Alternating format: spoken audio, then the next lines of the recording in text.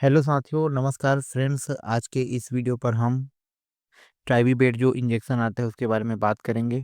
साथियों, ये जो ट्राइवीबेट इंजेक्शन है यह एक मल्टीविटामिन इंजेक्शन है और वाटर सॉल्युबल विटामिन्स इसमें होते हैं, विटामिन बी कॉम्प्लेक्स ग्रुप के। तो इसमें विटामिन बी 1 होता है 50 mg और विटामिन बी 6 50 mg और 500 विटामिन बी 12 साइनाकोबालामिन 500 मिलीग्राम होता है।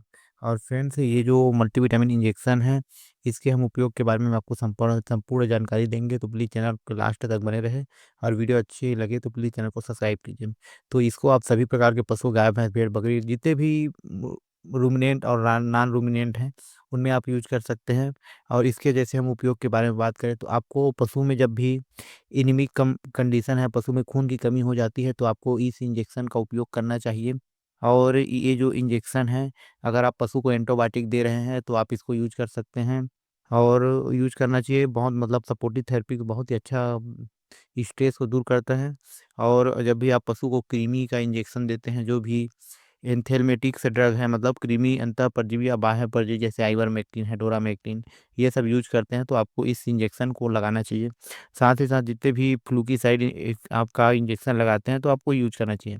और पशु में खून की कमी है, एनोरेक्सिया है, खाना पीना नहीं खा रही है, या पशु का लीवर अच्छे से कार्य नहीं कर रहा है, लीवर डिसफंक्शन है, पशु का बॉडी कोट खराब हो रहा है, मतलब चेहरा में वीकनेस है और शरीर वीकनेस है, कमजोर है, या पशु का लीवर डैमेज है, पशु को डायरिया हो रहा है, तो आप इसका यूज कर सकते हैं। और पशु में जब भी एनीमिया की कंडीशन है या वजन घट रहा है लगातार, तो आप इसका यूज कर सकते हैं।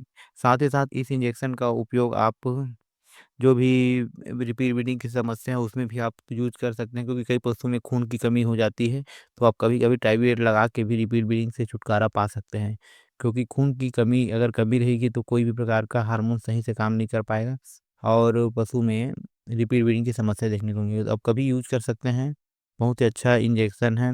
और इस इंजेक्शन का उपयोग जितने भी मेटाबॉलिक डिसीज हैं, जैसे डायरिया है, डायसेंट्री है, और खासकर छोटे बच्चों में इस इंजेक्शन का उपयोग कर, क्योंकि छोटे बच्चों में बेटामिल का उपयोग नहीं करना चाहिए। बड़े पशु मतलब बड़े जो छोटे बच्चे हैं उनमें ट्राइवीवेट का उपयोग ज़्यादा करना चाहिए। और ये जो इंजेक्शन है आप मतलब सभी जो भी जितने भी मेटाबॉलिक डिसीज जैसे डायरिया है, डाइसेंट्री है, कीटोसिस है, पायो कीटोसिस है और पाइका है, मतलब पशु अखाद्य वस्तु खाता है, पाइका में यूज कर सकते हैं।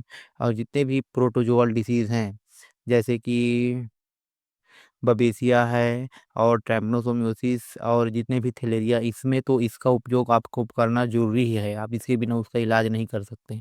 मतलब इसको देना बहुत ज़रूरी है, तभी पशु में खून की कमी की पूर्ति होगी। और मतलब खून रहेगा तो पशु अच्छे से कार्य कर पाएगी और अपने दूध दे प्रोडक्शन बढ़ा पाएगी। और तो आपको जितने भी प्रोटोजोअल डिसीज़ हैं, मेटाबॉलिक जैसे कीटोसिस है और पोस्ट पास्चुरेट हीमोग्लोबिन में पीपीएच है, मतलब प्रसव के बाद पशुओं में खून आना हो जाता है या प्रसव के पहले, तो उसमें आप यूज कर सकते हैं। और मतलब सभी प्रकार की बीमारी में इसका आप यूज कर सकते हैं। और खासकर यह एक नर्वाइन टॉनिक है, मतलब पशु के नर्व को मजबूत करती है।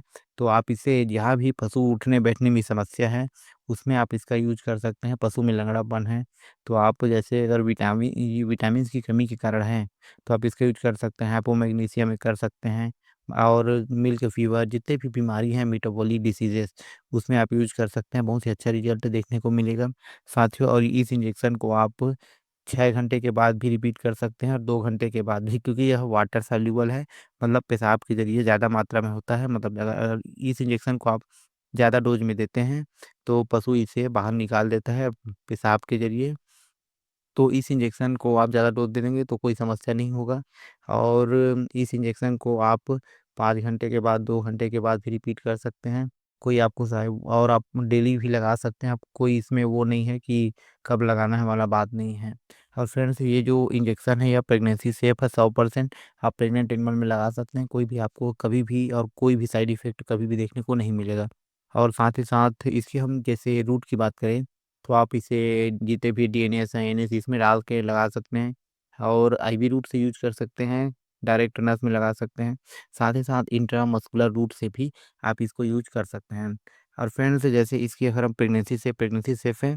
और इसके अगर हम मिल्क विड्रॉ पीरियड के बारे में बात करें तो इसमें 7 डे और 28 डे रहता है मीट में। और इसके जैसे हम डोज के बारे में बात करें, तो आप जैसे कि भेड़ बकरी है तो 2 से 3 ml दे सकते हैं डेली। और जैसे जो और लार्ज एनिमल है गाय भैंस में, तो आप 10 से 15 ml तक दे सकते हैं। और उससे जो कम है 1.5 से 2 कुंटल है, तो आप उसे 5 से 10 ml आप मतलब दे सकते हैं। इसमें कोई नहीं है, वाटर सैल्यूबल है। अगर ज़्यादा हो जाएगा, ज़्यादा डोज में देते हैं तो पेशाब के जरिए चला जाएगा, इसलिए आपको इसे ज़्यादा डोज में देने की ज़रूरत नहीं है। ठीक है फ्रेंड्स। और यह एक बहुत ही अच्छा इंजेक्शन है और बहुत ही अच्छा इसका रिजल्ट भी है।